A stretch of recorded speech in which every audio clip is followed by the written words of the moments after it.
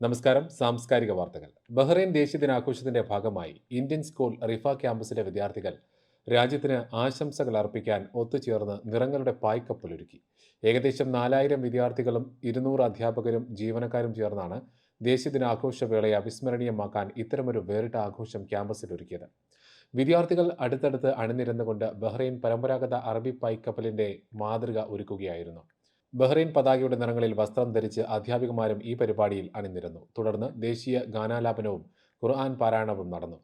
Bahrain ദേശീയ ദിനത്തിന്റെ പ്രതീകമായി 52 ചുവപ്പും വെള്ളയും ബലൂണുകൾ വാനിലേക്ക് ഉയർത്തി.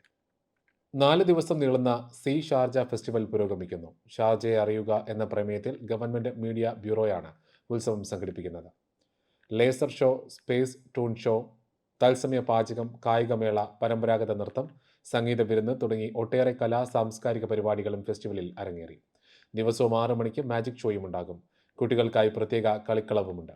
30-ലേറെ സർക്കാർ സ്വകാര്യ സ്ഥാപനങ്ങൾ ഉത്സവത്തിന്റെ ഭാഗമാണ്.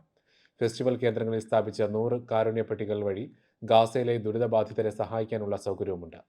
ഷാർജ ഇന്റർനാഷണൽ മറൈൻ സ്പോർട്സ് ക്ലബ്ബുമായി ചേർന്ന് നടത്തുന്ന ബോട്ട് ഷോയും സന്ദർശകരെ ആകർഷിക്കും. പ്രഥമ സന്ദർശനത്തിനായി എത്തിയ ഒമാൻ ഭരണാധികാരി സുൽത്താൻ ഹൈതം ബിൻ താരിഖിനും ഉന്നതതല പ്രതിനിധി സംഘത്തിനും ഇന്ത്യയിൽ ഊഷ്മള വരവേൽപ്പ്.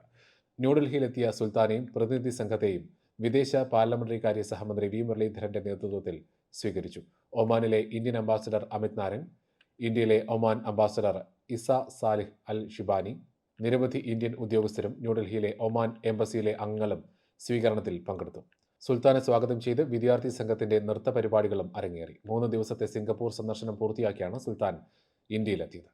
സാംസ്കാരിക വാർത്തകളിൽ ഉൾപ്പെടുത്താനായി ഇനി പറയുന്ന ഇമെയിൽ വിലാസത്തിൽ വാർത്തകൾ അയയ്ക്കുക: news@pravasibharati.com അല്ലെങ്കിൽ പ്രവാസി ഭാരതി റേഡിയോ ന്യൂസ്@gmail.com. സാംസ്കാരിക വാർത്തകൾ എല്ലാ ദിവസവും UAE ഒമാൻ സമയം രാവിലെ 10:30, സൗദി, ഖത്തർ, ബഹ്റൈൻ, കുവൈറ്റ് സമയം രാവിലെ 9:30, ഇന്ത്യൻ സമയം ഉച്ചയ്ക്ക് 12 മണിക്ക്.